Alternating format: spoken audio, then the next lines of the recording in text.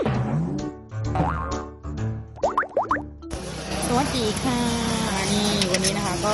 มีคนโพสต์ถึงปูหลายคนมากไม่ไหวจริงเนี่ย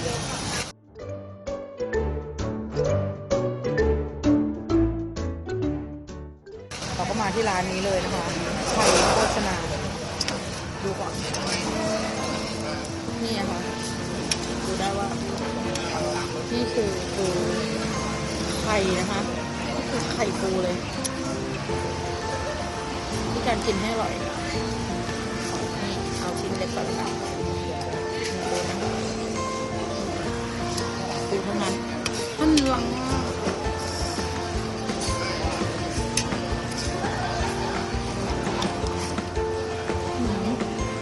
ถึงอ่ะอร่อยจริงจริงเหรอถึงเลยอร่อยใครที่อยากทานนะคะปูม้าไข่อร่อยในกรุงเทพไอ้ตรงนี้กรุงเทพมาตรงนี้นนทบุรีเนาะก็ลองมาได้นะคะที่ร้านชัยโภชนาแซ่บก็แซ่บ